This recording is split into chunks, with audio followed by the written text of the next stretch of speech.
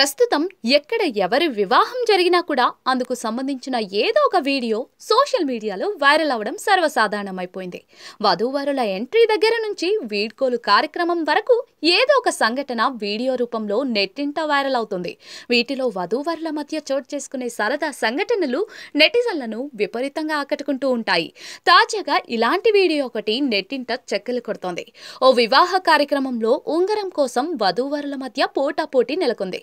చివరకు వరుడికి వధువు ఎలా షాక్ ఇచ్చిందో చూస్తే అంతా అవాక్కవుతారు. సోషల్ మీడియాలో ఓ వీడియో తెగ వైరల్ అవుతోంది.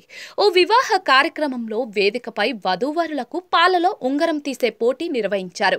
ఓ పెద్ద పాత్రలో పాలు పోసి అందులో ఓ ఉంగరాన్ని పడేశారు. దాన్ని ఎవరు తీస్తే వారే విజేత అనే విషయం అందరికీ తెలిసిందే. ఆ ఉంగరం కోసం వధూవరుల మధ్య గట్టి పోటీ నెలకొంది. ఇద్దరు పాలలో చేతులు పెట్టి ఉంగరాన్ని తీసేసుకునేందుకు విశ్వ ప్రయత్నాలైతే చేశారు. ఈ క్రమంలో వరుడు దాదాపుగా ఉంగరాన్ని చేతిలోకి తీసేసుకుంటారు. అయితే ఓటమిని అంగీకరించని వధువు వరుడి చేతిలోని ఉంగరాన్ని లాక్కుని మళ్లీ పాలలో పడేస్తుంది.